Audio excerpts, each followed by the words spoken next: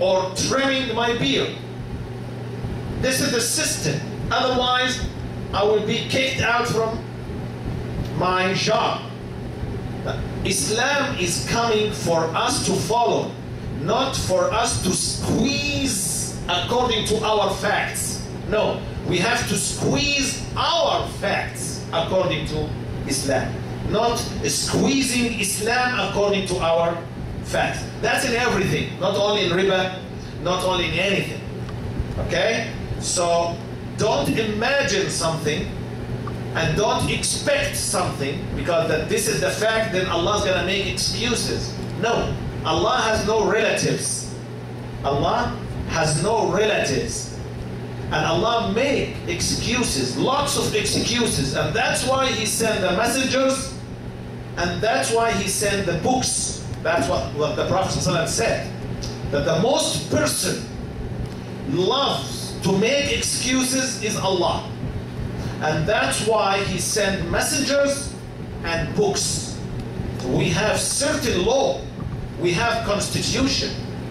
We have certain laws to follow. It's not according to the expectation or the taste of people. Is that clear? Yes. Question? You? Raise your voice. Islamic mortgage, Islamic banks, is it okay? Yeah, there is some good tries for Islamic mortgage.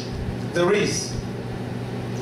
But the 100% Islamic contract in Islamic mortgage, we don't have it yet, according to my knowledge, in America. We have some good tries. We have some good tries. But still there is many non-Islamic points in the contract. Still there is some tricky point in the contract, even though with the Islamic companies. But I'm not saying don't, but if you have to, and you went to an Islamic mortgage, either with Guidance Financial or Islamic University Financial or whatever other companies, at least you have answer to answer Allah when He asks you on the Day of Judgment that I went to the Islamic companies and they have their committee of fatwa and they have their scholars and I buy the house through the Islamic company. Because the issue is the difference between the American mortgage or the regular mortgage and the Islamic mortgage. What is the difference? We have to understand. It's not just put the word Islamic. Putting the word Islamic and keep everything as is, that's wrong. But the idea is that the Almighty Allah said, وَأَحَلَّ اللَّهُ الْبَيْعَ وَحَرَّمَ الرِّبَى. Look with me.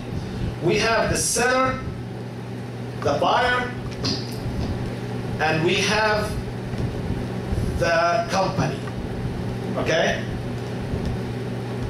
If the company give the full amount, say $300,000 to the seller from day one, and the buyer paying to the company, this is loan because the company has no houses. The company has what? Money. Loaning money and getting more money. This is the haram mortgage. But if this company buy the house,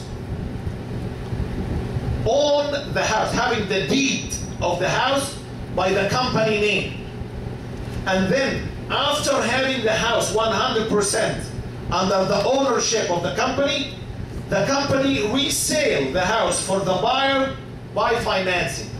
Then in the second contract there is no loan. It's selling by financing.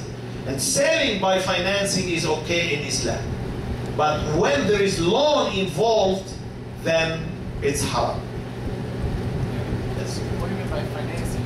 Some people different meaning. Financing, yes. What is the meaning by financing? You mean like For example, the house, $300,000, you have it, and I buy it from you. I pay you every month $2,000, $5,000 per month. But by the end of the cycle of the financing, the total will be $400,000 instead of $300,000 for 10 years or for according to the contract. But it's selling issue. There is no loan. It's like they're buying from the seller, Yes. putting their profit, one price, and giving to the buyer. That's right. That's right. But a company, an Islamic company, can be the buyer in the beginning, cash. They buy cash. They take the house, cash. They pay the $300,000 cash. And they have the house. Now, again, they sell the house by financing to the person. So it's owner financing contract. It's owner financing after the company got the house. That's okay in Islam in general, but inside the contract, there is many tricky things. We have to be careful. Yes? Check. You said that the loan, and correct me if I'm wrong, it is the percentages on the money that is haram. Am I correct? If it's loan, if it's selling, it's not haram. I'm not saying the percentage in everything haram. No. If you're selling something and you have the percentage, no problem. But if you're giving loan or taking loan and there is a percentage, problem. Now, because you said point blank that the loan is haram, but I can make this brother a loan with no percentage or no nothing. Halal. This is halal. The loan with to clear that. Yeah, the loan with no interest. Is No, not haram. of course. The zero interest loan is absolutely halal, without a doubt. The zero interest loan is absolute halal, like the milk.